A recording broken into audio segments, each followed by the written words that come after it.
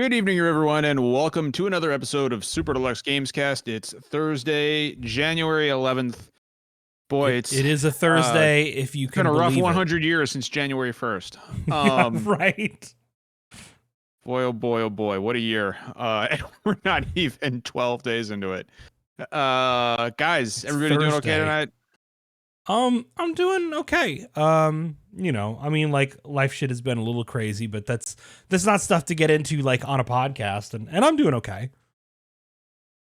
Jeff, are you hanging tough up there in Canada?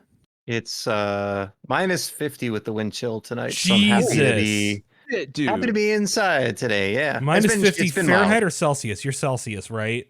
Yeah, but I think at that point they end up being the same. Yeah, I was gonna say is it cold enough to where like you can go outside and piss and your piss will like freeze before it hits the ground? Yeah. Really? So that's actually colder in Fahrenheit. That's minus 58 Fahrenheit. Whoa, yeah. That's bad. What the fuck? If you were to go piss outside right now, your piss would literally freeze in your dick as it's coming out. Don't say that. That's horrible. Pissicle, I think they call it. But yeah. We are off to a wonderful start. Yeah. Coming inside, honey. I didn't go right to the piss. I just said it was cold. Look. Welcome to SDGC. Pilnock has cursed us with piss. Listen, I'm a man of science. Okay, this is just the way my mind works. When I hear that it's that cold, my scientific thinking man's brain goes to the rising and falling of temperatures. John just watched a lot of Mythbusters, and he really wants to reenact an experiment. So I've actually never seen a single episode of Mythbusters. What the fuck, Holy John? shit, how have you avoided this? Never seen a single one. Dude, we gotta fix that. Probably not a fun story. Mythbusters was the first show I watched on Netflix when they launched. Like their streaming here, I think, was a little bit delayed from the US. Yeah, it was always a little bit. I'd never weird. seen it, and I was like, "This is great." And I took like a week off, and then it got pulled, and that's what I learned about like streaming rights. Yeah, is it good? Is it a fun show? Yeah, it's fantastic. Mythbusters is like.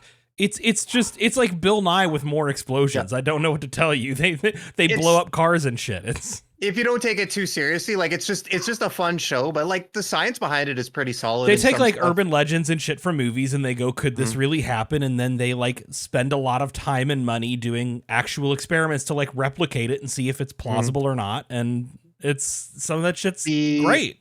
Illusion was broken me for a bit when I found out how much Adam and Jamie hate each other. Yeah. They hate each other? Like the two guys in the show? They don't hate each other, but they are apparently like really like have no interest in being friends outside of work. Yeah, it's like 100% professional. And you can see like they get a little bit heated. It's just like there's very different kinds of people. You figure two people do something like that so closely together for 10 years that there's like, but I mean, it happens. Adam Savage is like this very like manic, like really excitable, dorky dude.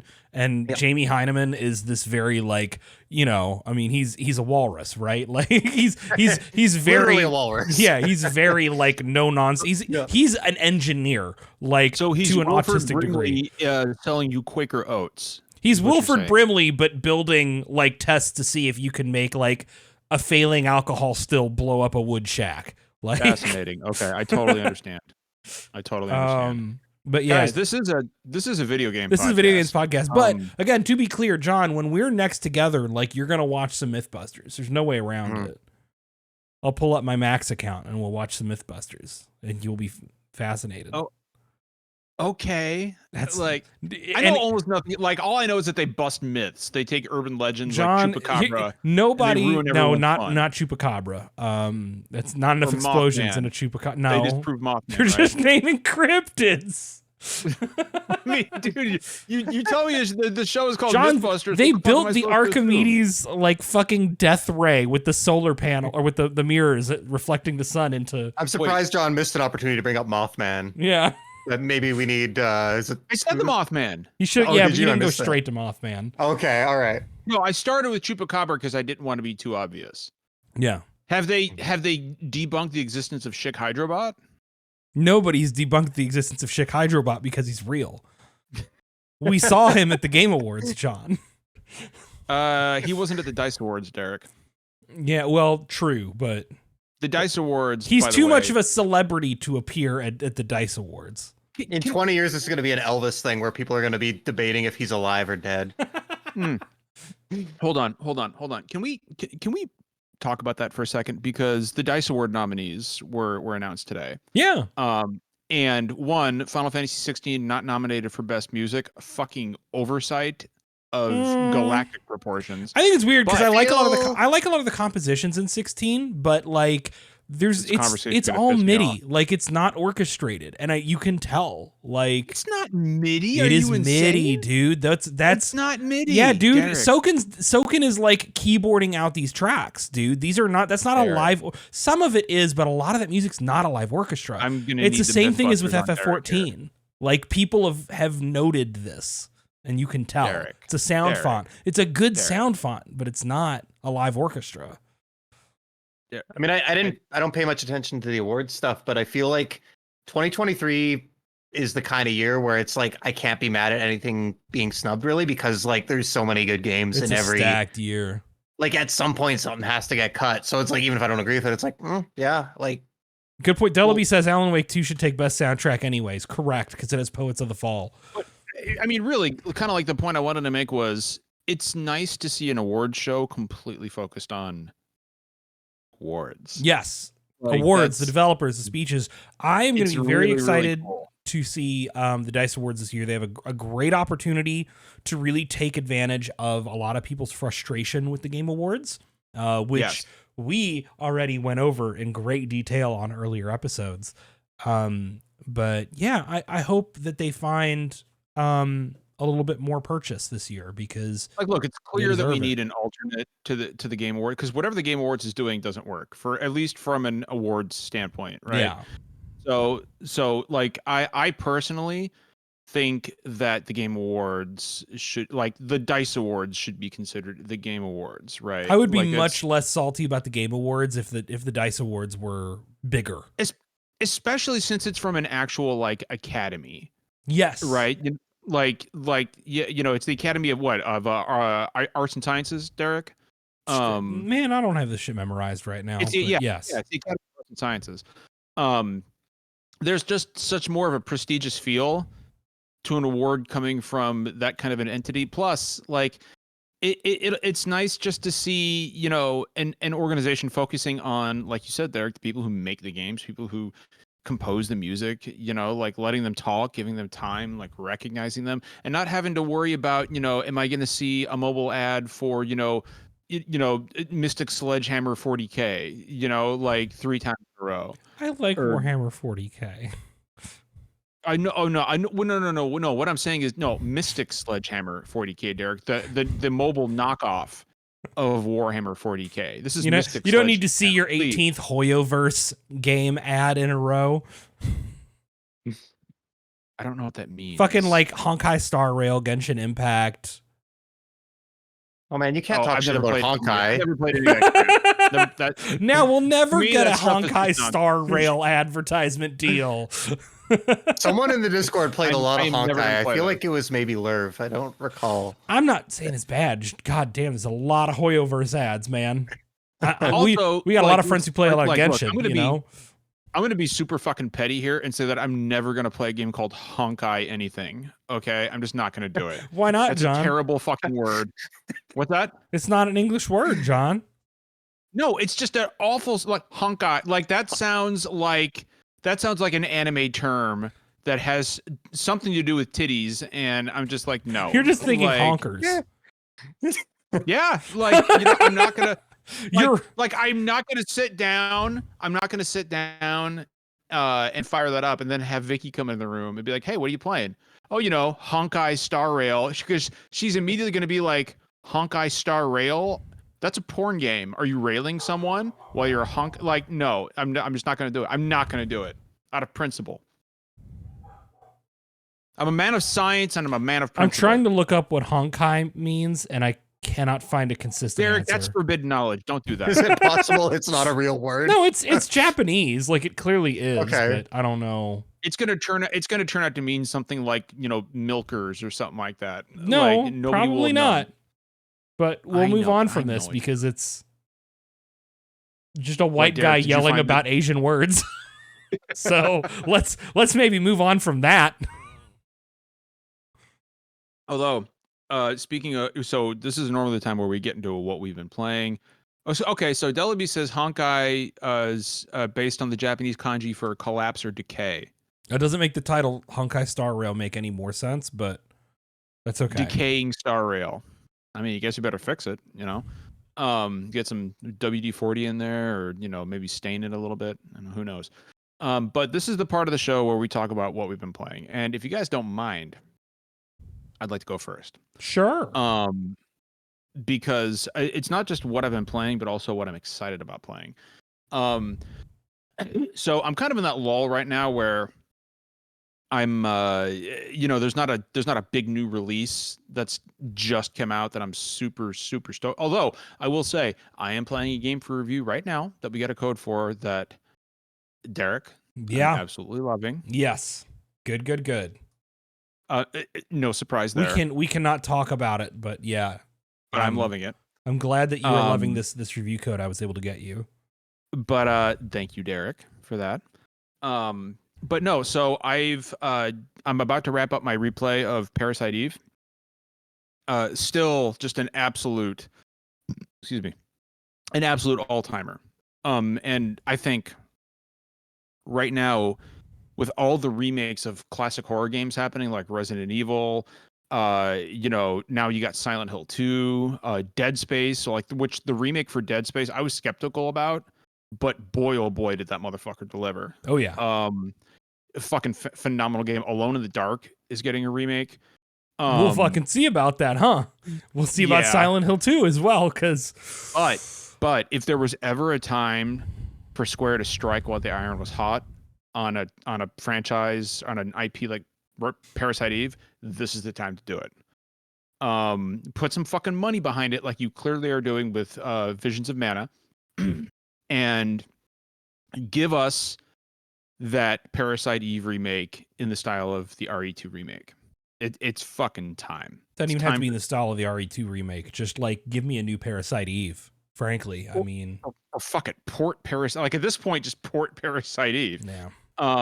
But that being said, Parasite Eve still fucking holds up. Just an one of my favorite games of all time. And you know what's wild is I at one point went back and actually read the original book Parasite Eve. And it's a wild read. And I watched the movie. I think they suck. I don't like the original Parasite Eve. The game is like so much better. The book or the movie. I think that there's some kind of interesting ideas on like a base conceptual level. For people listening, Aya Brea isn't even a character. Well, right, because the idea is that the book and the movie are like the game is loosely a sequel to the book and movie. Like that incident that Maeda in the game talks about, and that happened in Japan. That's actually the storyline of Parasite Eve, the book and the movie. But I just think that like Parasite Eve, the PlayStation 1 game, is such a unique and creative game, and kind of knowing actually how little there was to go off of in the source material, and to see how both PlayStation games really like took a very simple concept and ran with it is like it deepens my appreciation for those games, you know? Yeah, no, and they're, like I said, like, dude, like Parasite Eve is one of my favorites of all time. I fucking love everything about that game. I replayed. It's like Final Fantasy VI, right? Like I replayed it every year around Christmas time. I just got to it a little late this year, or last year, whatever you want to say. But the other thing I wanted to talk about was the Final Fantasy XIV Fan Fest that just happened in Japan. Dawn John, Trail. tell me about some Final Fantasy shit. I would fucking love, because Final Fantasy XIV continues to be my one major blind spot in Final Fantasy. Well, and 11, but so what I will say, Derek, is as a Final Fantasy IV lover, everything up until now that's happened after the main storyline of Endwalker happened, you'd fucking love, because it's essentially an adaptation of Final Fantasy IV. You've got dungeons like the Tower of Zot, you know, Babel Tower. Obviously, Golbez is the main villain of that story arc. You fight the four fiends. Characters like Dr. Lugai are there. Like, I mean, it's I've seen a lot of the like FF4 fan service in this most recent like, dude, expansion. the final dungeon of the last patch was the lunar subterrane and then you fought Zeramus. Like, I mean, it's Final Fantasy IV. Yeah.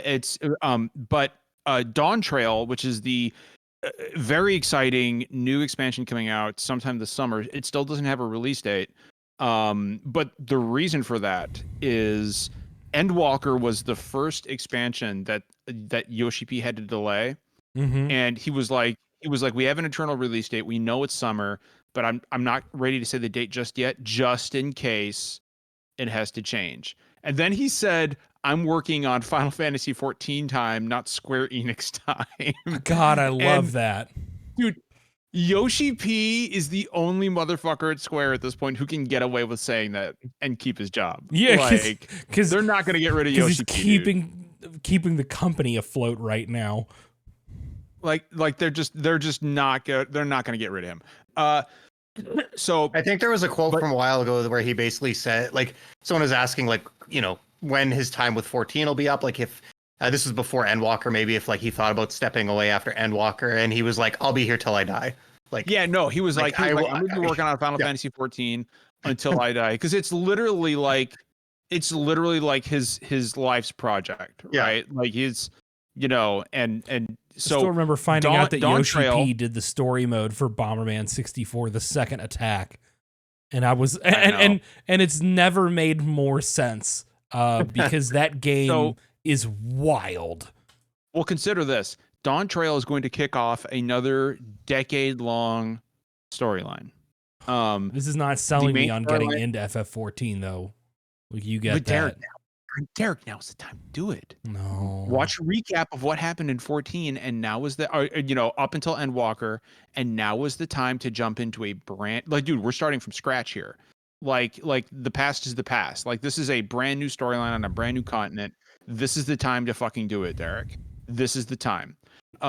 If our friend Nick who hates MMOs and chat all over 14. I liked what I played of FF14, right? Like, it's not that I have a problem with MMOs. It's that the amount of time it takes to play an MMO, especially at this point, to catch up, is like, that's like 10 games. What if I told you the new limited job was Beastmaster? Do you know how many games that is that I could play instead? Beastmaster, Derek. I hear you. You could be a Beastmaster. I love that movie. That's when he's got the two ferrets, right? Shut the fuck up. That's a great movie. So doesn't that have the weird bat dudes that like wrap up? Yes, and then when Derek, they open up, the person's a skeleton. I regret fucking saying anything. By the way, the ferrets' names were Kodo and Podo. Movie motherfuckers. Yeah. The thing I like about like the direction of Dawn Trail and like 14 in general is like Shadowbringers and Endwalker go to some really dark places. And like, I think, even though I haven't finished all the patch content, I only played like 6.1, 6.2, like the post Endwalker stuff. And like some of that was dark too, but like a big theme with this is like the like sense of journey and discovery and stuff like that. But the game, while it has dark stuff, never really feels like it's trying to be edgy or like push that like to be mature. Like, it's totally fun to be goofy. And to just like, and the whole like vibe of Dawn Trail is like, you're going on a beach vacation. Like, I know there will be some shit that goes down, but that's like that's the vibe that they're selling. And it's a nice palate cleanser. And it's also just nice to see like such a major, like, we don't get a lot of that for like tone in big releases. Like, most of them feel pretty heavy. Yeah. So for this to be like, you're going to go sailing and you're going to go find undiscovered treasure and like, it's just cool. Like, granted, Jeff, we all know that that's only going to last for so long until someone tries to destroy the world. So at FanFest, we got to look at a few things. One, we got to look at the new job, the second new job. The first one revealed was Viper, which is a brand new job for Final Fantasy. It's a dual wielding sword class. The other thing so there was a second job that was they said, was a ranged caster, and we found out that it was Pictomancer, which I fucking have been calling for months now. Anybody who follows me on Twitter knows. John, I was like, what's up? I hadn't heard of this job before I saw the trailer. You got to explain this to people because it's fucking awesome. Yeah. So okay. It's the fucking painter from Kirby, right? No. Derek, Okay. no. Well, So Not far Pictomancer. off. So okay. yeah, actually, you're not far off. So Pictomancer actually originated You were in. just fighting with me to fight with me. I see. Yeah, but I still love you. Yeah. Pictomancer originated in Final Fantasy VI, of course.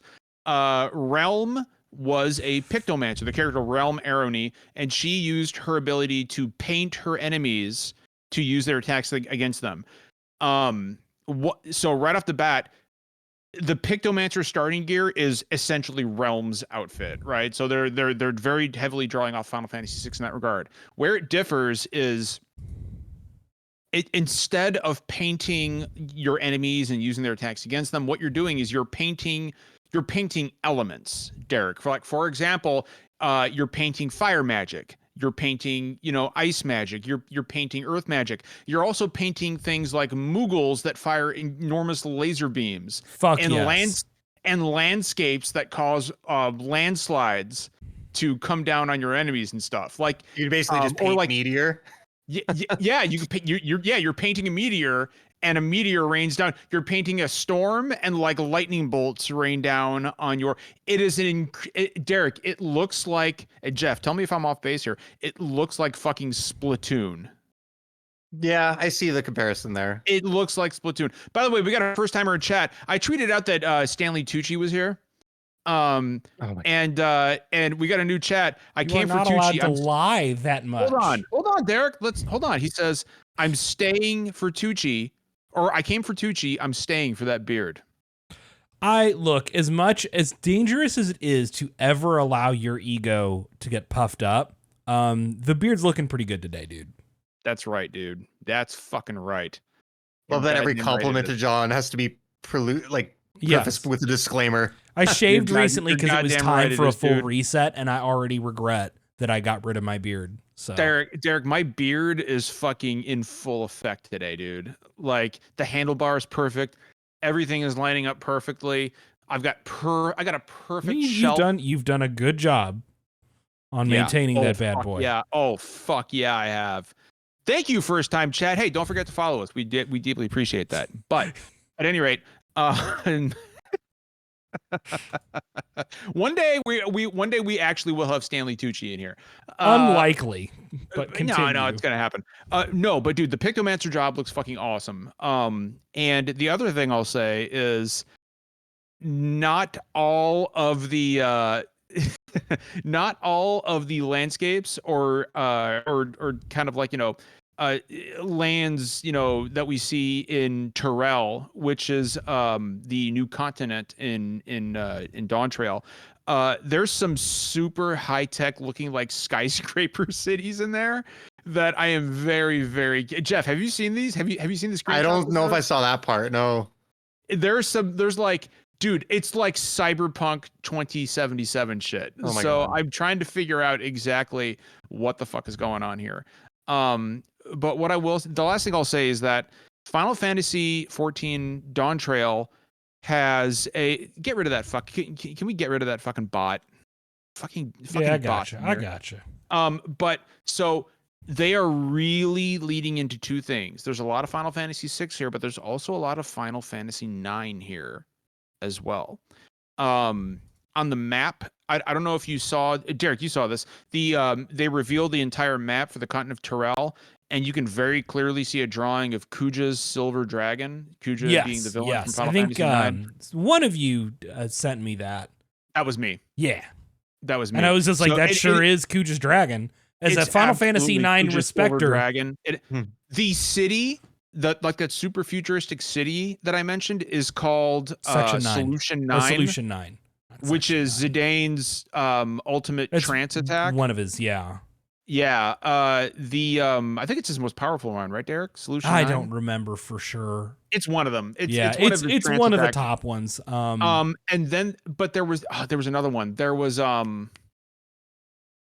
oh my God, I'm gonna remember this shit at like 3 a.m. and I'm gonna have to wake up. You're just gonna bolt up right in bed, yelling. Like, fuck! It was like shit. It was this, but no. There is a. Oh yeah, the Viper class uses a double-bladed weapon, just like Zidane's. Yeah, that's exactly what it is.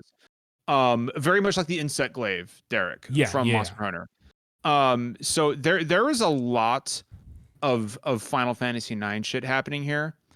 I have to point out, by the way, that they just released some new artwork of Final Fantasy IX characters. They also have all the FF9 stuff in crossing over in the FF7 mobile game. Like, I mean, maybe that FF9 remake is going to be an actual thing. Who knows? I mean, We have the who FF9 knows, man? animated series that was announced years ago, and we're still waiting to see. Who knows? I Who don't knows? know, But yeah, man. no, that's a little more long-winded than I wanted, but that's what I've been doing. Finishing up my replay of Parasite Eve. Been playing that particular game for review, and just, general Final Yeah. Fantasy 14 we're gonna madness. take- That's what I've got. We're gonna take longer to just bullshit about games for this dude, one. I'm for it. I'm for it because I don't want to fucking talk about AI. That's the thing, is every news story this week is about AI, and like I just don't want to do. I could do 30 minutes of it. Or Derek, let's be fair, or people getting laid off. Yeah, that's also not great. And we've talked a Yeah. lot about people getting laid off. Jeff, what you been playing, bud? Still just flight sim.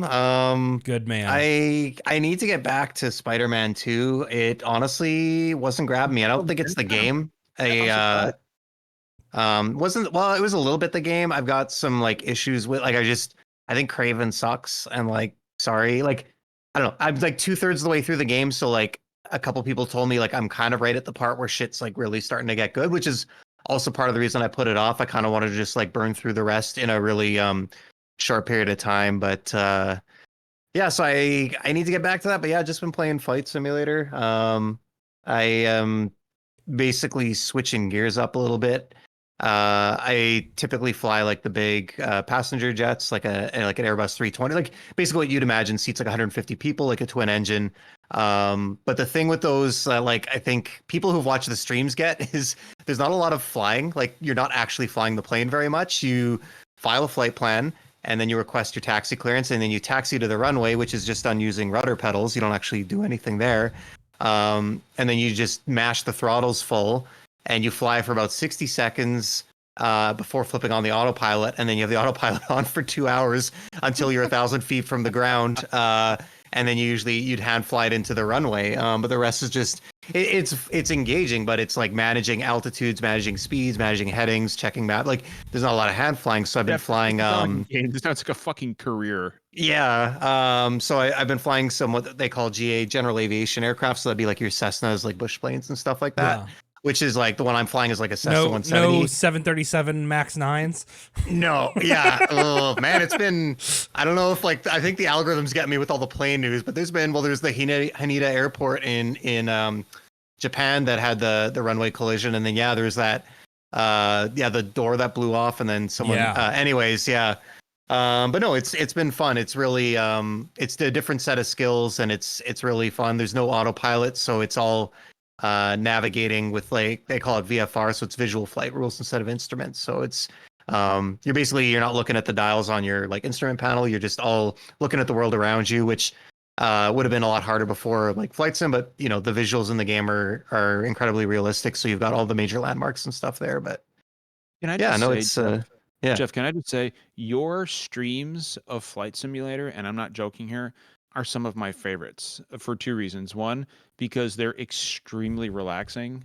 But two, when you use it's like this thing where like people across the world who are playing Flight Simulator are just like echoing, like just like talking like air traffic control chatter. And dude, like, and it's actually real people. Like, it's not like a program. It's people who are playing Flight Simulator across the world, actually doing air traffic control stuff. And dude, like, it is one of the coolest fucking things I've ever heard. When you've got cool people, there was that one guy you were telling us about that was definitely Boston guy. Boston guy. It would be a Boston guy. Wait, It was hold on. right I after haven't we were heard that. talking about how racist Boston was in the SDGC chat too. For sure, that guy's kind of racist. Wait, hold was on, it I haven't heard CJ this. that said Boston is just fucking Israel for Irish people? Or- Jesus Christ. oh God. So wait, Yeah. so wait, hold on. What's Boston guy? I'm hearing about this for the first time. There was just like there was a couple times I flew through Boston airspace. One was from Toronto to New York, another time I was coming from Halifax down. And the first time I didn't think any of it. The second time I recognized the voice, and this guy is just super fucking cranky. Like the thing with like the network we play on is like it's meant to be like role play. It's supposed to be realistic. They have like policies like you're not supposed to hop on there and not know what you're doing because like especially some of the controllers are so busy trying to direct traffic, they don't have the time to tell someone like that's like, oh, my plane is like dropping out of the sky. They don't have the time to like walk them through that. So there's like some expectations there, but generally people are like within reason are very helpful and very polite and like because they're there to educate. Like everyone there has an interest in aviation and their goal is just to share that with people. But this one fucking guy in Boston just has no time for anybody. So I was just bitching about it. I could have fucking told you that. He's just like the one I posted a clip in the Discord. All that happened is like, they'll read an instruction to someone, like they'll say descend and maintain 3,000. And then the pilot reads it back. So like if me, it'd be like, descend and maintain 3,000, Air Canada 235. You read back the instruction with your call sign. But if you don't understand something, you always can request another readback. Like sometimes the radios, the VHF radios can be very spotty. Like they might not come through clearly. There could be accents. So you can just say, please say again, or please repeat last transmission. So that's what a pilot did. And it was a JetBlue plane. And then the Boston guy just fucking super passive aggressive. JetBlue 1, 2, 3, descend 3,000. Like I was like, holy fuck, man! Like he just went off on this poor guy, and I think the guy just disconnected after. It's like, Yeah, he was like, oh, dude, God. I'm like relaxing Yeah. after work. This is not what I I'm here know. for. Yeah. So like straight up, it's hard. Like if I'm like flying in that direction, I see that dude come online, I just like abort and turn the fuck back around now. But yeah, it's something. But no, it's cool. It's lots of fun. Can I say, like, dude, seriously though, Jeff, seriously, as one of my closest friends, I got to tell you, like, He'll seeing kill for all you. the gear. What's that? I said he'll Oh, I kill know he for would. you. Hold on, wait, say that again. I said he'll kill for you. You said as one of your closest friends. Yes, I mean Jeff knows that already. Like, hopefully, it never comes to that, but I'm prepared. But no, Jeff. So, seeing all the gear that you got, like all the gear that you got for your computer there, and listening to you talk about this, like, dude, you have found your fucking like little niche, and it obviously brings you a great deal of joy. It obviously brings you a great deal of happiness. It's something that you clearly love. And dude, I'm so fucking happy that you found that. Like that honestly makes me feel good. Thanks, man. Yeah, it's like I think I mentioned it years ago. Like I wanted a game like the way you talk about like Final Fantasy VI, because like it seems like everyone has like that game that's like and I'm like, I enjoy games. I enjoy lots of games. Not lately, but like they're out there.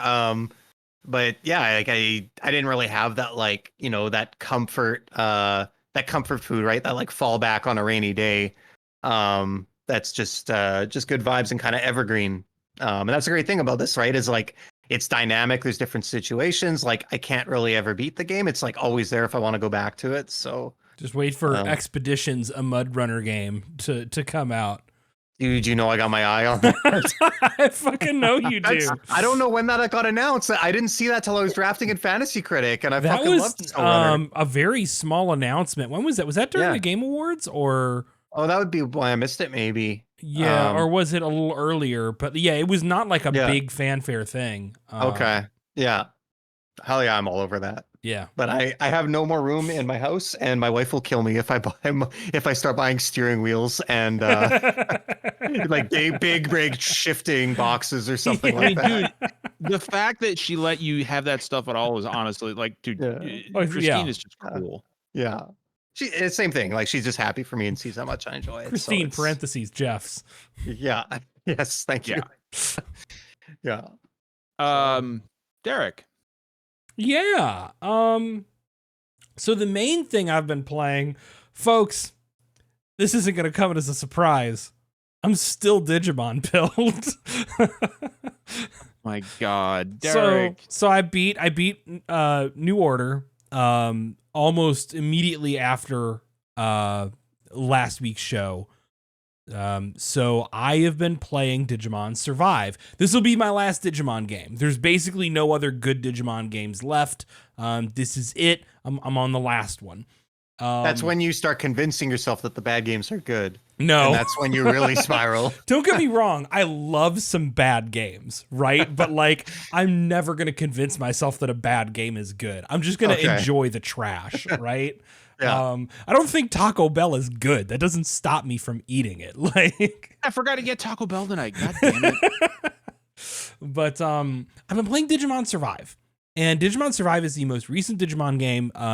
It was kind of like low key a big deal when it came out because Digimon had been getting a lot of these like really tight budget ass games for a while. And Digimon Survive comes out, and it's something that clearly had some money put behind it. It has a much more like prestige, like fucking soundtrack, the visuals, they wanted to make like a good VN with some tactics gameplay.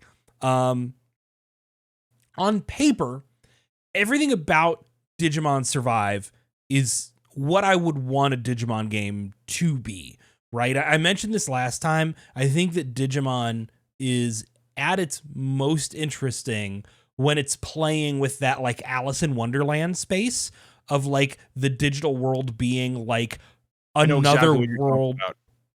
You know what Alice in Wonderland is, though. Right. I just don't understand Digimon. Okay, so the best Digimon stuff is stuff like a lot of the early stuff where people end up going to a weird fantasy world with all kinds of weird kooky rules that is... You understand the concept of... Shut the fuck up, Twitter. But that is very like Alice in Wonderland. And it's weird little monster critters, and the kids have to work through their like personal character growth and grow up in order to be better at fighting with the monsters. And the monsters get more powerful forms because the kids grow up. I like that way more than the like Mega Man Battle Network, like cyberspace bullshit. I just don't like I don't like that very much. And Digimon Survive is very much the former, right? It is like group of kids on like a summer trip thing get sucked into an alternate world. It's taking it much more seriously. It's this idea of like you are trapped in another world, like find food to survive. The environment is hostile. Work out the mystery of what's going on and how you're going to get back. I don't think I was expecting it to be as grim as it is. Bobo says it's like Pokemon, except the Dino monster evolves into a fridge with a minigun. Well, that's also correct. Like we've made enough jokes about Digimon designs, right? The one you posted last time where it's basically just a person with just wings. a lady, just an angel lady. Derek, I want to point out that my comparison of Alice in Wonderland to Twitter is not entirely inaccurate. You're not wrong. Like Derek, there are rules that nobody really understands, and there are plenty of fucking rabbit holes you can go down. Yeah, it's horrible. You know, like I wouldn't recommend you go down them. No, you usually end up racist when you do. So yeah, we don't want that.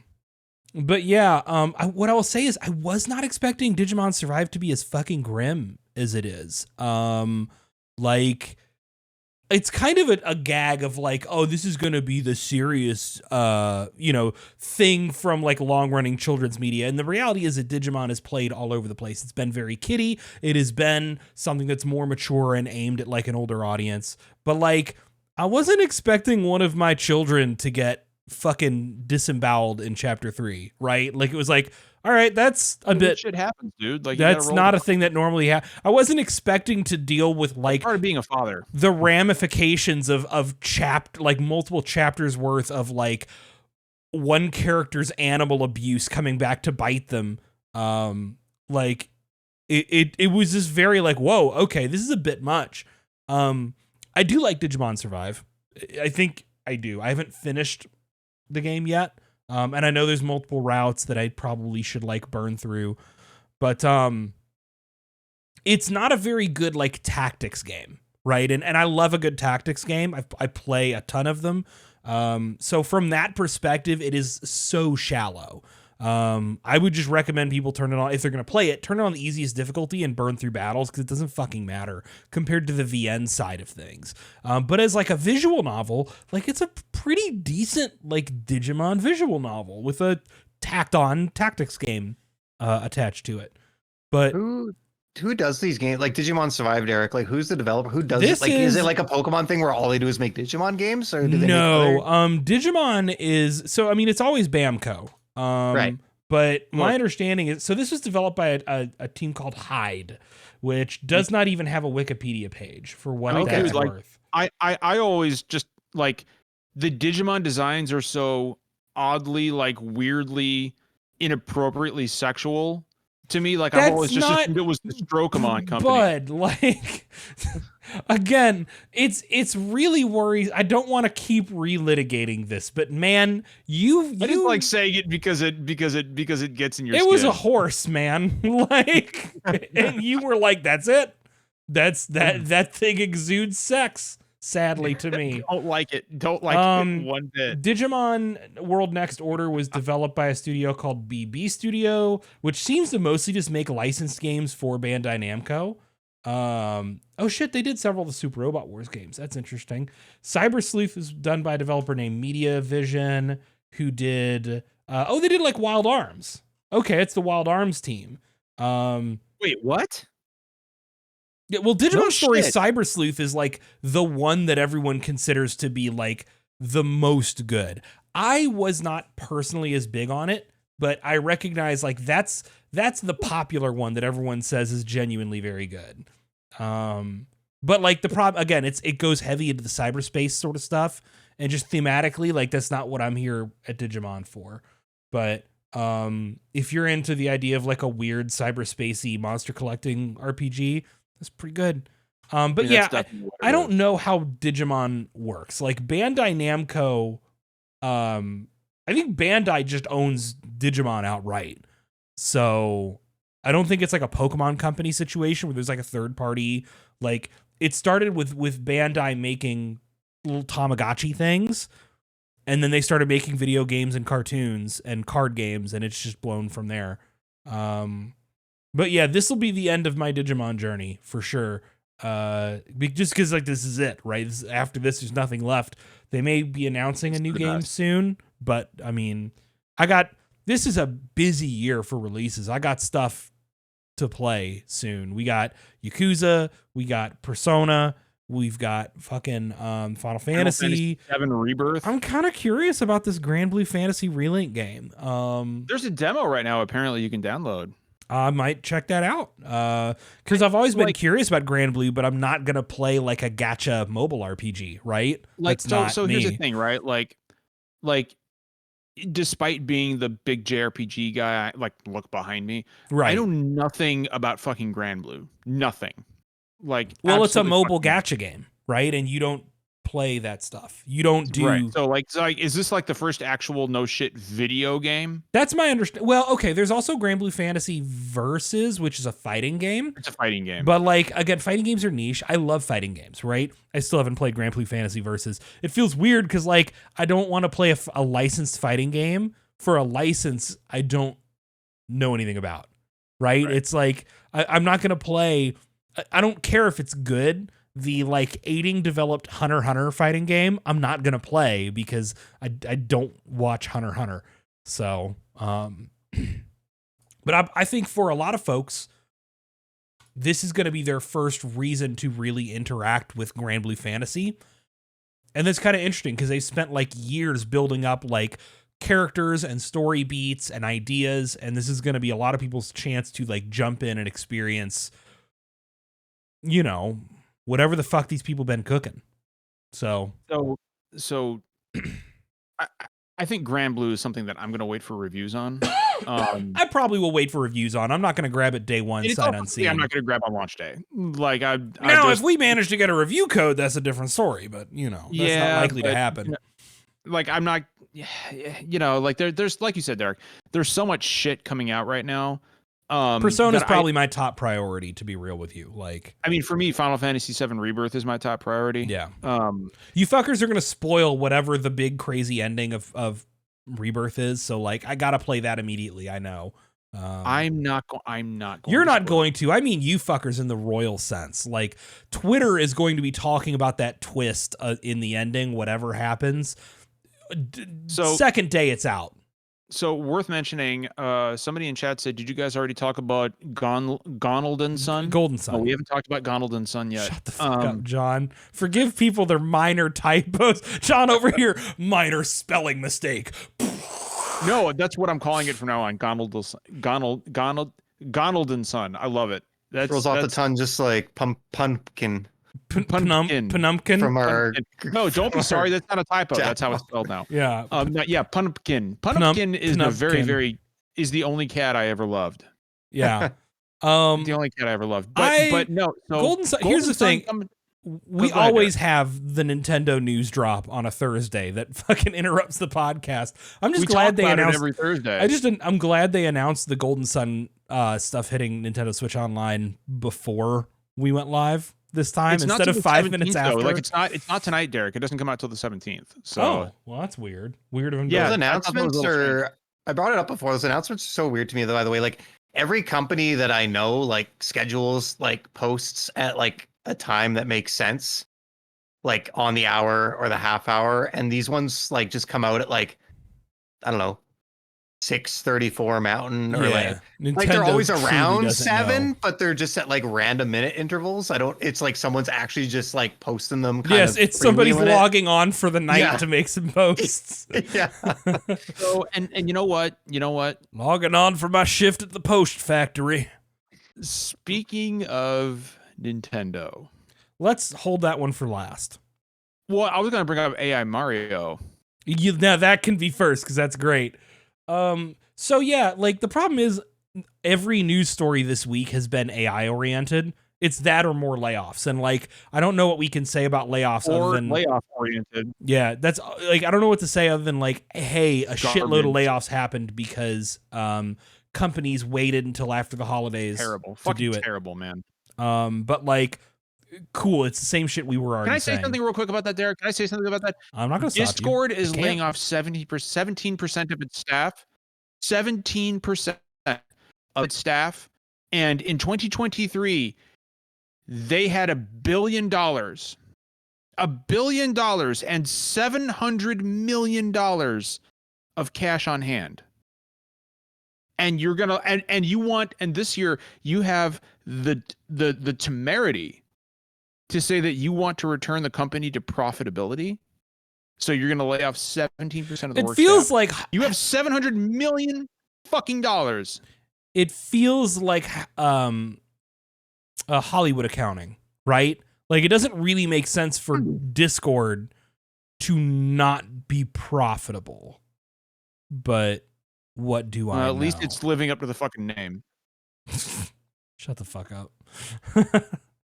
So, Derek, tell us about AI Mario. But we have multiple AI related stories, so we're gonna kind of like lightning round through these. I hate the fact that you just said that. I know, Derek. I hate the fact that it's a dark January. We knew January. Jeff's gone. Jeff was like, I don't want this, dude.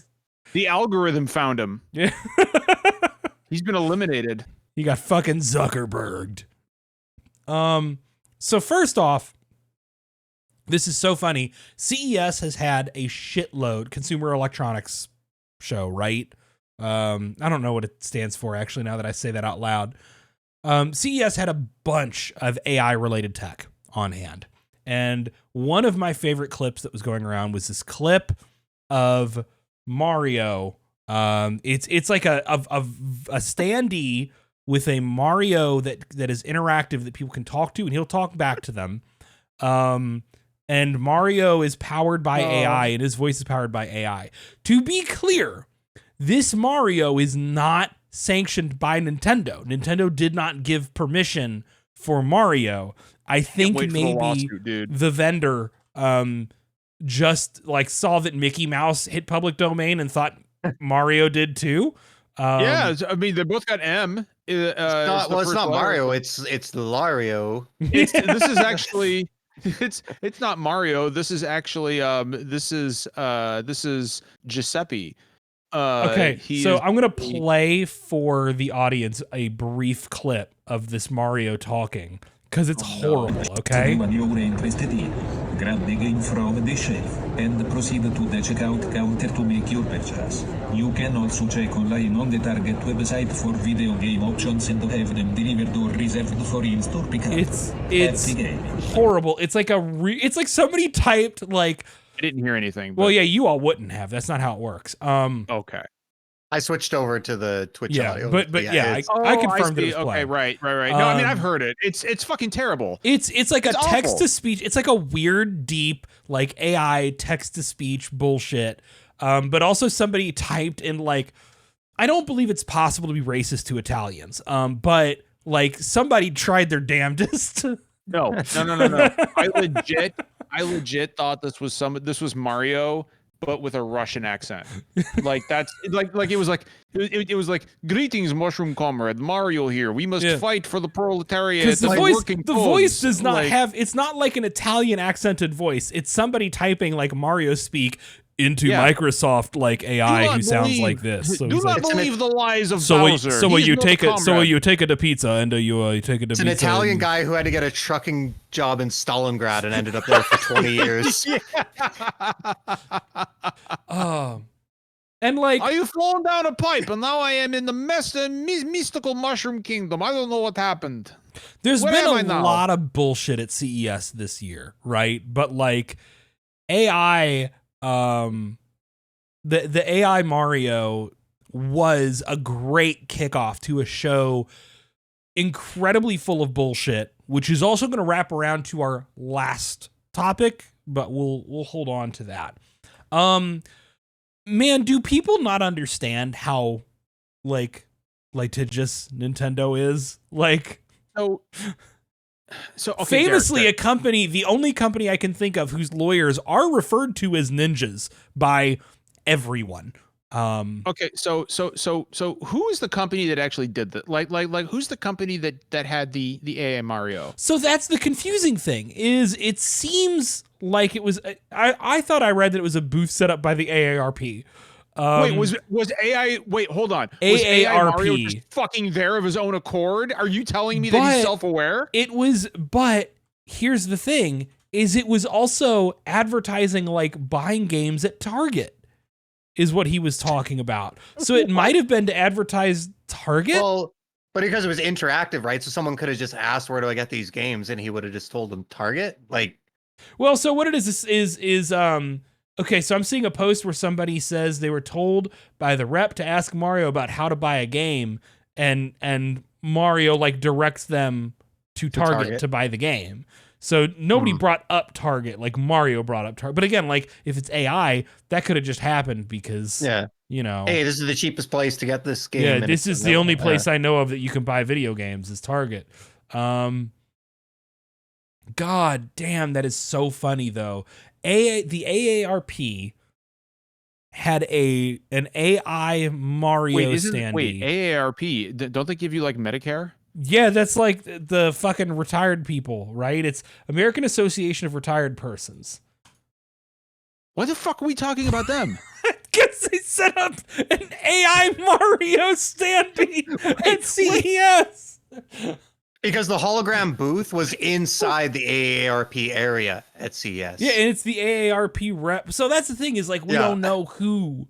There's not enough details. This actually just makes it better.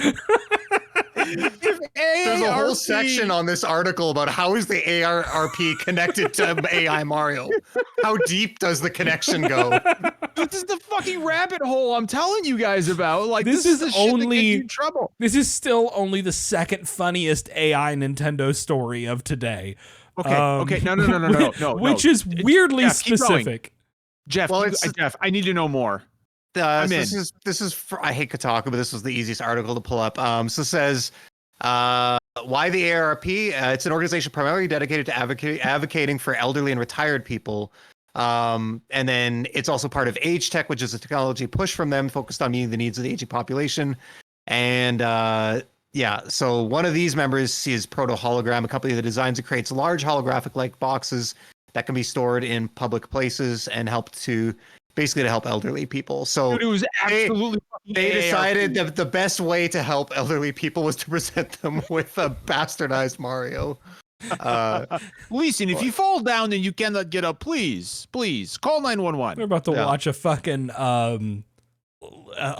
little man in a fucking gray pinstripe suit come in and just snap somebody's neck. Dude, AAR. Oh my God! The next event that Proto and AARP have been hyping up is a big showcase featuring comedian and actor Howie Mandel. Oh no, dude! Did you hear about the fucking George Carlin shit? Oh, that I could not be less fucking cool about a thing ever. Jeff, they are generating an entire comedy show by AI George Carlin. I would almost rather somebody put together an AI video of my recently deceased mother than somebody like AI recreate George Carlin. I would rather somebody recreate me in AI telling myself about all my worst failings. Like that's how much I fucking hate nightmare. Like, John, it's me, John. You're inadequate and not attractive. It's telling me everything that I'm afraid of about myself. John, you didn't save that man in the village. Like AI me. John, do you remember all those interpreters you guys left behind in Afghanistan? It's your fault.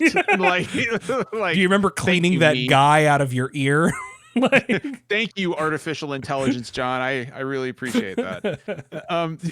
But anyway, is there an ethical use for AI as it stands right now? Because I can't fucking think of one. Yes, but like not in like the art and like creativity. Like yes, as a tool, right? Like we talked about that a little bit before. Like I mean, I'm gonna probably end up using AI at some point in my job, but like I'm gonna use it like where now I have to take 3 hours to write a script. I can just potentially use AI to like and tell it to write the script to deploy these, and like that's I use AI for captioning, but now I have work. Yeah, like and like now I just have more time to do something else, and I can use it to do trivial tasks. But like the problem is not people using AI as a tool to do their job; it's big companies using it to replace people. Yeah, almost always to worse results for greater profitability. So it's that, and most of these AIs are just trained off of like data that these people should not have had access to. Like we know, like it was found where like Midjourney was talking about making like a specific list of artists to keep going back to and scraping to keep training their models. So like we know that it's built off of art theft. Every one of these AI generated like image models is built off of theft. There's a great image I saw recently that was talking about like the difference between a tool being used ethically and made ethically, right? Like a knife can be used unethically depending on how you use it wrong. But if you make a knife from the bones of children, then it's probably made unethically, and it doesn't matter what you use it for.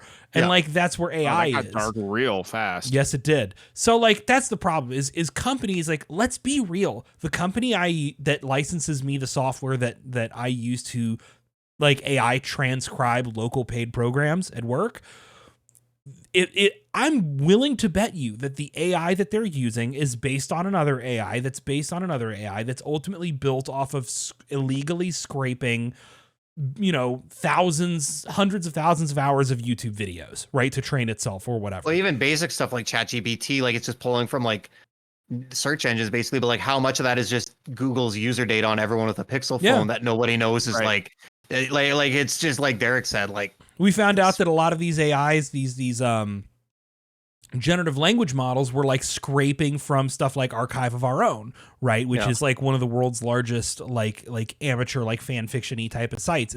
And like, you know, you can basically say that we just don't have evidence of any of these AIs because the amount of work it takes to make one of these operate on this level is not feasible for like a small company to just make their own AI. They're going to build it off of an open AI platform, and they're going to, you know, that's based on theft. So like, I just, at this point, I don't know that any of these really can be called ethical. Only the ones that we can't prove are unethical at this point. I don't know. It's a really like jokes about AI Mario and AARPSI, which is still It's never very not gonna be funny. funny to me. Yeah. It's a like consider the SAG-AFTRA stuff. Yes, just that's came out another about one of AI. the topics that SAG-AFTRA. So despite the fact that protection against AI was one of the biggest reasons for the actor strikes, SAG-AFTRA made deals in the video gaming sphere that basically allow for the use of AI. And what they're saying, because we don't have a lot of the finest details of how this works, right? We don't, and that's fair. We have broad bullet points, but like the SAG-AFTRA, the actors union, is arguing that they're going to allow for like actors to consent to the use of AI, right? And it's a thing where like actors will have negotiating power. And my concern is that like there's almost no way to ensure that the power for negotiation stays on the side of actors and not big companies. Because if you allow this, all that happens is, let's say worst case scenario, Funimation or Sony, whoever, like any company just says, cool, we're only going to hire people who agree to allow us to use AI. Right? And then everybody who doesn't want to say yes just doesn't get a job. Like, It's not really a fix. And some of the biggest voice actors in the industry are coming out like unusually harsh about this. Nobody seems to have been consulted. When someone like Steve Bloom is coming out there and like really putting the screws to SAG-AFTRA over this, and like Steve Bloom is a chill dude who does not get that involved in this stuff. Like that tells you. I saw that he said something. Yeah, and you can't like yeah. So it's just like it sucks, and it's exactly what Jeff was talking about, where like AI is getting used to replace creative arts, right? Like it's not being used to make mundane like tasks easier and ease up productivity. It's getting used to replace arts. And like darkly, that feels backwards, right? Like why is the AI not helping like people on assembly lines and people who make cars and like people who have to do like bullshit office work, and instead like to free us up to make like time for us to make art? Like arts are supposed to be like the ultimate expression of like our creativity and our humanity. Like it's just so completely against what it all stands for. It's just fucked up. Instead, it's like we're using AI to like try and replace artists so that here is your fucking like lowercase c content. Eat this endless stream of cheaply made bullshit chum so you can get back to the factory and put together more bullshit. Like it feels very dark, dude. It's a like I think we're at the point where, like it or not, like AI is going to become more and more prevalent in things like entertainment. Look at what's happened just over the last year. Yeah, I absolutely fucking hate it. By the way, I want to address something that was said in chat by our good friend Josh. He says, I have it on good authority that John uses performance enhancing dogs to achieve his physique. That's true. That is 100% true. I do. My dogs absolutely enhance my physique every time I hug them or cuddle them or. It takes a lot of muscle to hug Moo. Right. Yeah. I mean, Derek and Jeff will tell you, like, you have to be strong to hug Moo. She's very, very, very jacked. That's a lot of meatloaf moving around at high speed. She's a lot of pit bull right there. But yeah, no. Like I like it or not, like let's face it, we can complain about it all day, but there's also not much we can do about it. My biggest hope, I'm gonna say the scariest fucking thing, like, and I'm gonna need you all to withhold your gag reflex, right? Ultimately, like the lack of labor unions and governments to like make like laws and rules to restrain this shit means that it has made it free to the market.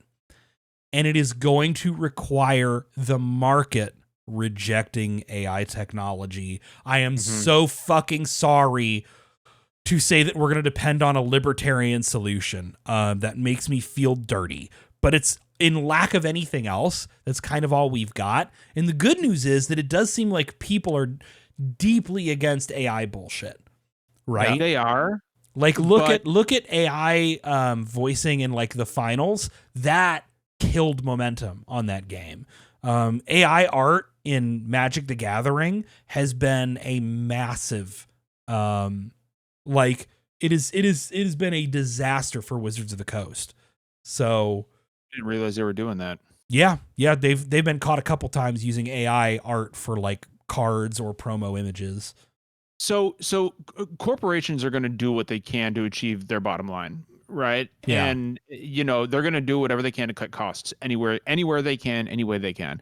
That includes AI. Now, I am not somebody who is going to run around and say, I think the government should regulate this. I think the government should regulate that. But I do think the government should regulate AI. Well, if nothing else, like it. Look at like deep fakes and stuff like that, right? Like if nothing else, it needs. You ready for this election cycle, like, buds? Don't get me wrong. Like I'm against, what we just talked about, like the cost of it, in like stuff like the acting industry and performances and arts and just generally like anything like writing. But like the big problem is going to be like when AI.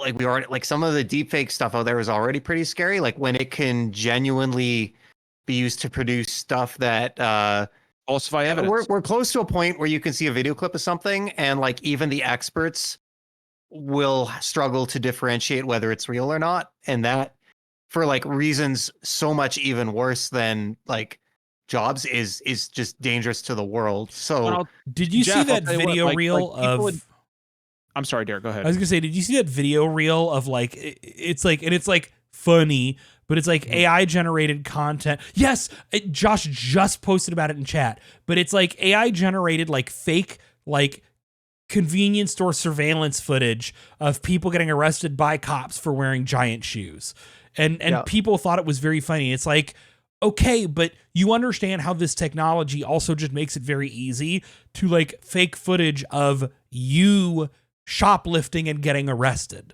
right? Well, not even that. Like take it a step further, Derek. Consider my question, right? Like you think about using AI to, create like an audio track of somebody confessing to a crime. Yeah. Create an audio track of somebody saying, "Look at your home security footage." If anyone could just fake it or create it, like right, like or creating audio of somebody saying, hey, I'm planning an assassination. How many hours of footage of us, right? Of just audio footage of us is out there to train a model on. If somebody just gets it in their head that they want to fake a clip of John talking about trans people in a negative light, right? Which is something John would never do. But like, that's like there's and like I don't believe any of them would go to something like that. But like, dude, some of these like alt-right motherfuckers they've tried to pull some shit. Remember that dude who was spreading rumors about you being a wife beater?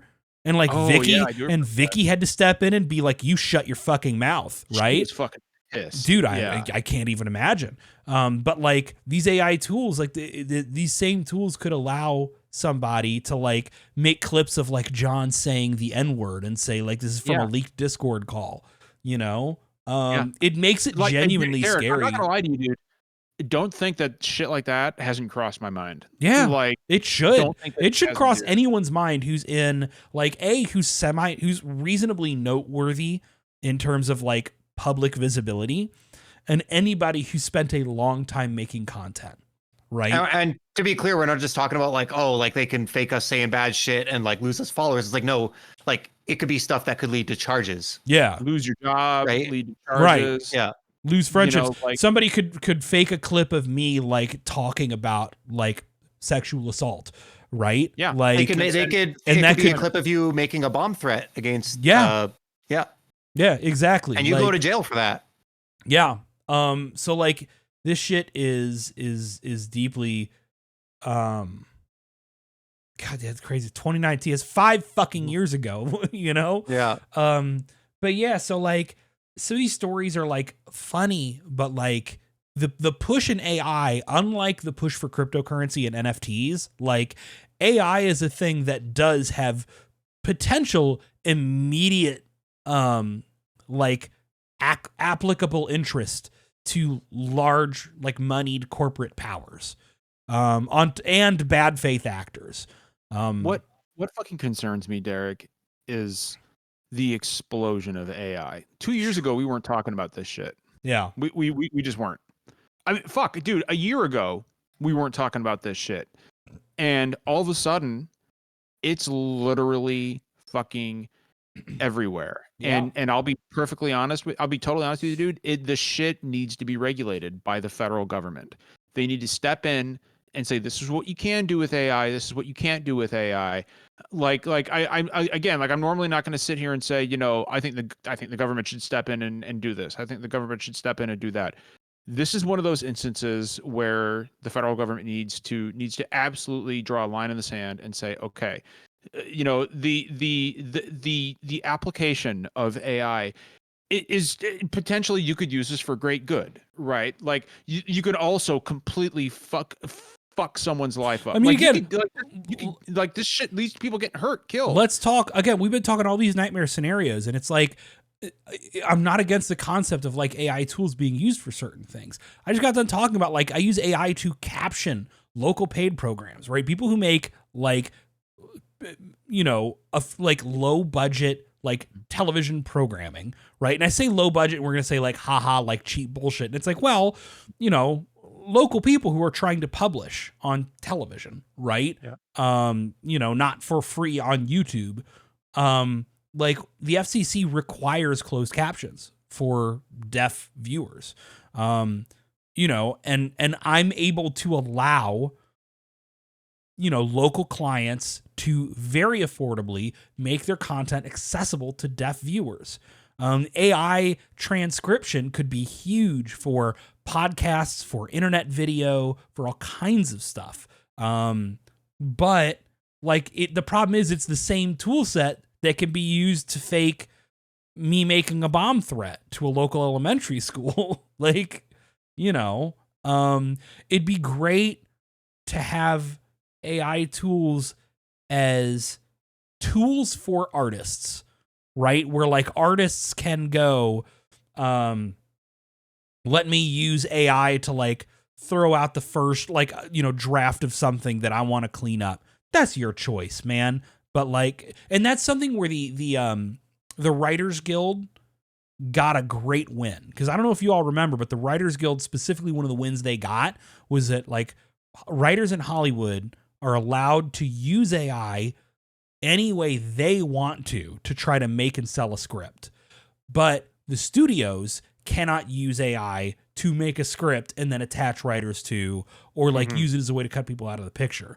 I think that's great. I did not know that. Yes. And because honestly, I think that almost anything you use where you use like ChatGPT to like churn out some script bullshit, it's going to be bad and you're going to make more work for yourself. Like I truly believe that.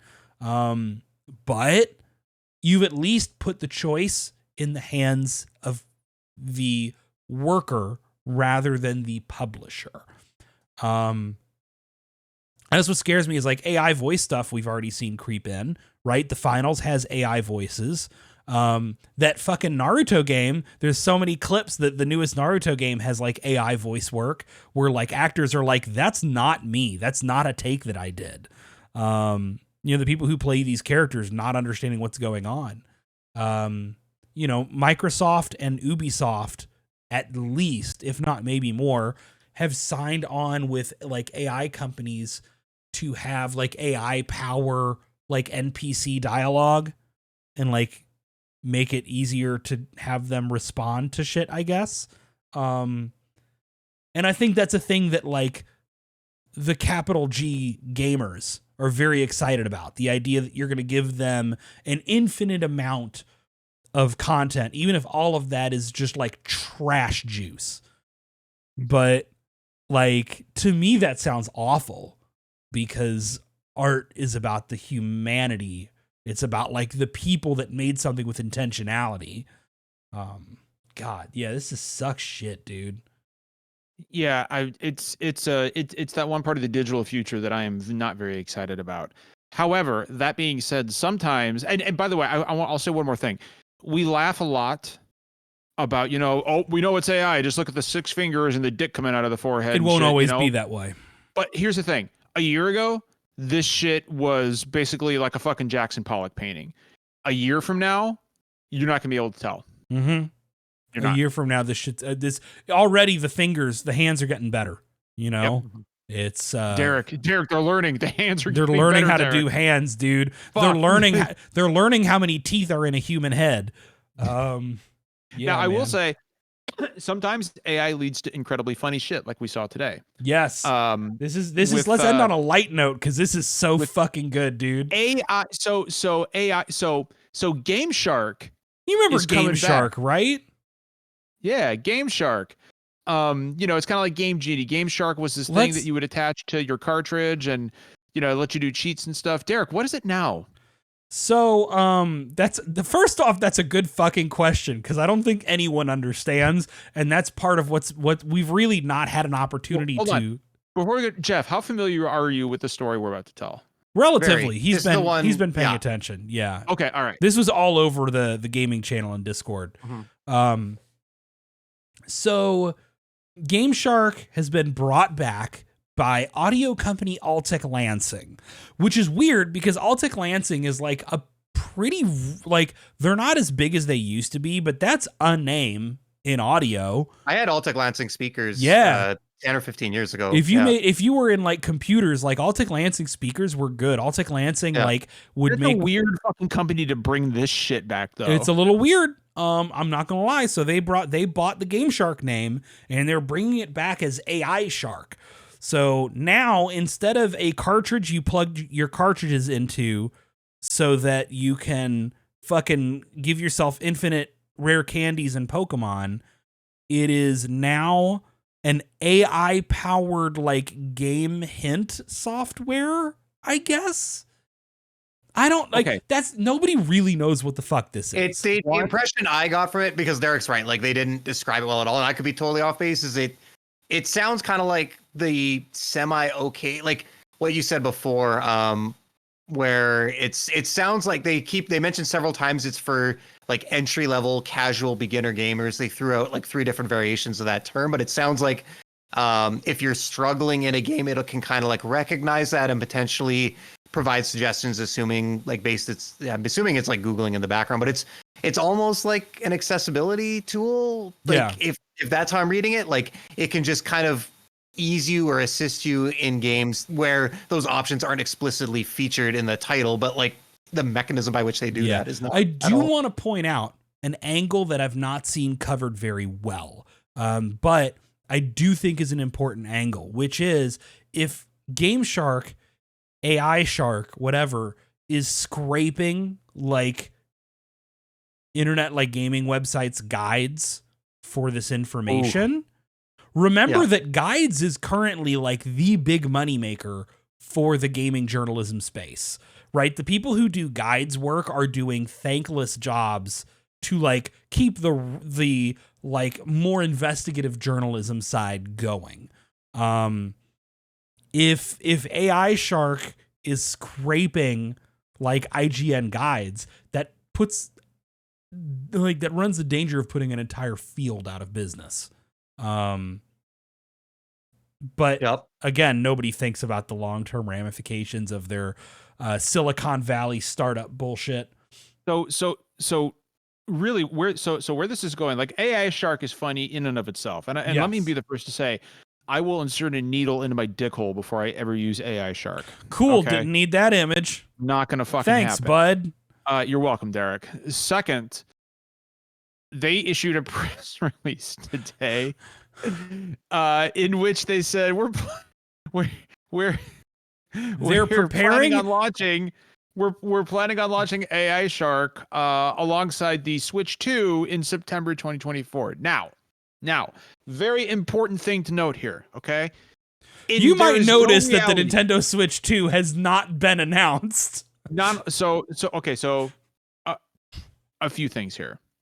One, none of us should be under the illusion that fucking AI Shark knows anything about the release date of whatever is coming next for Nintendo. I want to interrupt slightly. Okay? It is most likely that Alltech Lansing, owners of Game Shark and AI Shark, do not really know much of anything, if at all, about Nintendo's next hardware. It is a possibility, if they are making software or peripherals that are meant to be partnered with that they would know something. Probably not a release month, because as many actual great journalists have pointed out, Nintendo's very hardcore about that kind of shit and doesn't like people knowing Windows. But also, like, I was a low-level employee at Nintendo for only 2 years, and I knew a lot of shit I wasn't supposed to know, right? So, like, sometimes this stuff gets around.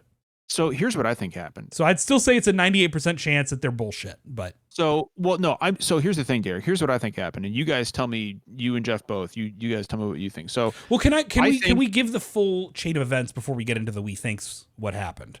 Because sure. The press release said it's intended to launch alongside the Switch 2 in September 2024. And Digital Trends reached out to be like, "Hey, bud, you sure about that? Are you sure that that's the thing you meant to say?" And their first response was, "Okay, so we don't actually know September, but like, yes, Nintendo Switch 2 coming, like, our understanding is like in the fall." So they basically said, we don't know September, but we're standing firm on Nintendo Switch 2 in fall.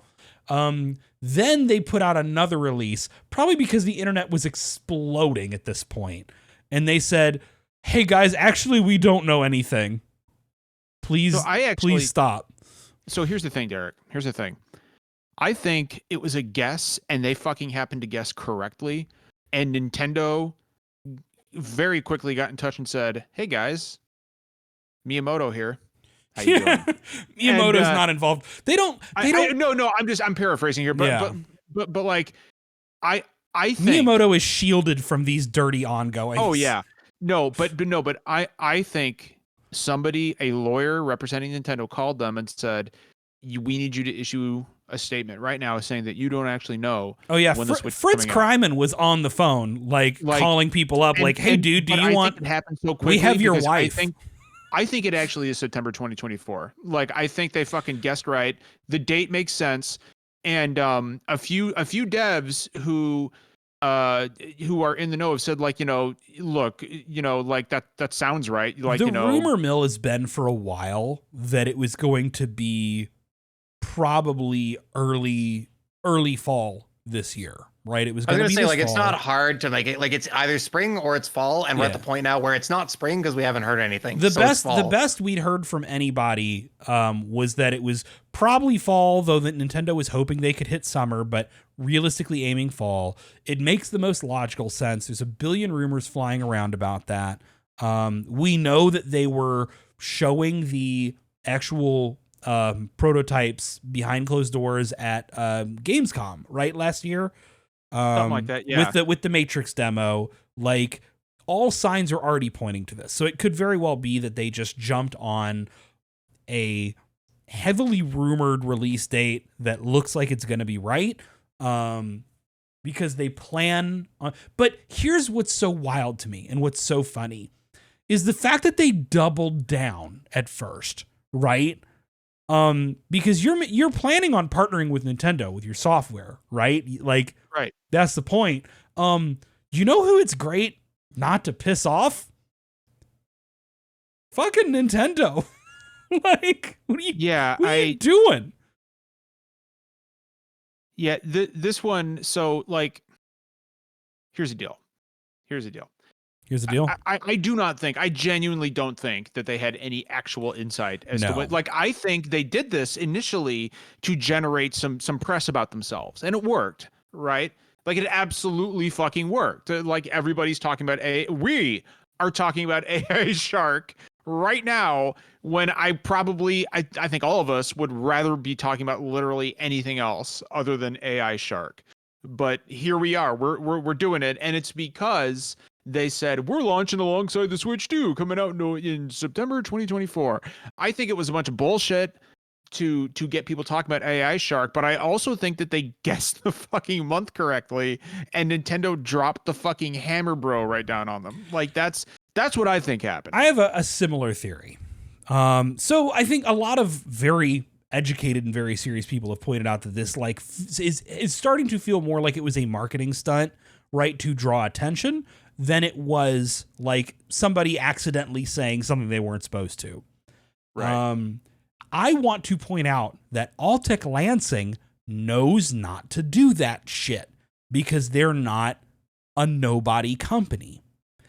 I think what happened is that the people working at AI Shark, right?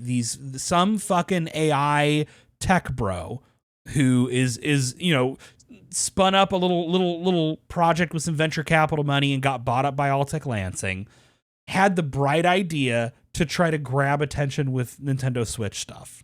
And I think that first response is probably from them, you know, which is why they doubled down on, oh yeah, dude, no, it's Switch 2, like, and it's fall. It's just maybe not September. I don't know.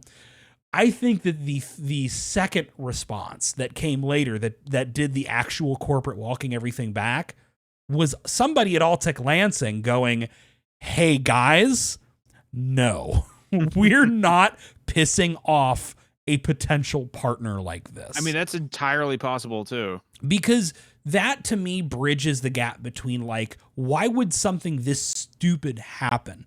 Because AI bros, right? Like it's the same as the NFT and crypto bros. Like AI bros have demonstrated a repeated lack of understanding as to like the rules of what, like these fuckers overshare first off, right? And they don't understand, like, it's just a deep unprofessionalism to AI related startups. But Alltech Lansing is an old company. It's an old audio company, and they're not going to play by this shit. Are they American or are they German? I know nothing about them, dude. It's an American. Dude, I mean, they've been around since the 1920s, man. Like, Alltech Lansing is an old school audio company. These folks have been around the block. So yeah, I think, and I think you're right. I think that but here's the problem is even if what they said was not, even if September was totally wrong, like, remember that very famously, Super Metal Dave claimed that Final Fantasy 15 was coming to the NX, and the extremely reliable Super Metal yes, Dave. and that had to be taken down too. Like, Nintendo came at him for that shit. Final Fantasy 15, you might remember, never came to the Nintendo Switch. I mean, so sometimes Nintendo just comes in the Pocket Edition. That was not a thing that existed at the time this was going on. So, and also, like, we just know that Dave was making a lot of that shit up. So, like, Nintendo's just gonna come at you because you said some shit. So, but God, what a funny fucking story, dude. What a way to cap off a week's worth of only AI stories combined with the traditional Nintendo Thursday bombshell drop. Yeah. Oh, we were scrambling today for sure. I just hate that it had to be fucking AI. Yeah, no, I'm, like we said earlier, man, I'm fucking tired of this shit already, and it's going to be a rough year. So... It's middle of January. Yeah. Folks. Are you, Josh, are you implying Super Metal Dave, the bastion of knowledge journalism himself, would have false information? I am saying that if I ever ran into Super Metal Dave in Boston around PAX, I'd throw him in the harbor. I'll say that now. Like, but you throw my Boston guy in there too? Yeah, dude, let's find Boston air flight guy. Fight Boston people. Let's just start throwing motherfuckers into the harbor. People from Boston are generally... Like, no offense to anybody from Boston. I'm sure you're cool, but I've met a lot of people from Boston who just... John is about to get... harbor in Boston, Derek? John is about to get thrown in the harbor. You think somebody's going to be able to throw me in the harbor? I think we can get enough of these fucking drunk Boston dudes to throw you in a harbor. Yeah, dude. No. All right, you want to go ahead and bring us home here, Derek? Yeah. Thank you all for joining us for a much more bullshitty week than normal, but you know, we need the bullshitty week sometimes. We do. I just wish there wasn't AI. We could have, you know, had anything else to talk about. So a reminder, the current plan is 2 weeks from now we're gonna have former cast member, current IGN journalist Rebecca Valentine will be back on the show to talk about like 2023 in review. Maybe I shouldn't minimize that. It's gonna be so good. Yeah, I'm super excited. We saw Reb last year and it was fantastic. But it'll be nice to have her on the show again. We just need to plan that more often. It's hard because Reb needs a little more time than we usually have. That's not next week. That's 2 weeks from now, right? That's 2 weeks from now, so that'll be the 25th. Gotcha. Okay. And then the current plan is February 1st, so a week after that will be our Game of the Year 2023 show, where we will go over the games we selected as the best of the year. So yeah, we got a couple big shows. We got a couple guests we got to reach out to that we talked about bringing on last year and never got around to. Almost all of those are my bad. So I will handle that. Derek. I know, I'm dropping the fucking ball. And we got PAX East, motherfuckers, in late March. We're gonna have some nice surprises in store. We got some good. I've got fresh gear to bring. We got at least one panel in the wings. We're gonna have a good time. It's gonna be capital C content for sure. But that's what we got this week. Josh says when I'm talking bad about Boston, I'm talking bad to him. Yeah. Maybe. Yeah, maybe. Bam! Link to the Discord in the chat. Join the Discord. It's a good place. It's a safe place. It's a heavily moderated place for folks of all different backgrounds and types to talk about their interests and just generally have people around them. Community is good. We all need some community. Exactly. Talk about not AI because I'll fucking ban you. Yeah, we don't want. Yeah, please don't. I spelled the link wrong in the tweet to the Discord. Oh no! In the tweet, John, did you typo the Twitch link? No, John, are you sure? If John typoed after giving someone in the chat shit for making I just clicked on it. It literally takes me to the Discord. No, for the show. We can figure this out off air, probably. Yeah, it's fine. It's fine. Yeah. Anyway, so that's the Discord. Remember, folks. Did I typo the Twitch link in the tweet? Yeah, you might have. No, I didn't. I'm looking at it right here. Doesn't matter. Anyway, remember that you can either sub here on Twitch or support us via Patreon. We do not take any money from that, and none of our content will ever be gated. That is purely a way for you to financially support us so that we can afford to pay for things like hotel rooms and flights to get to things like PAX, as well as so that we can actually travel and get together to do like our big annual charity events. All that being said, I believe that's all we've got. So folks, take care of each other, and remember, kindness costs nothing. Mm-hmm. Bye.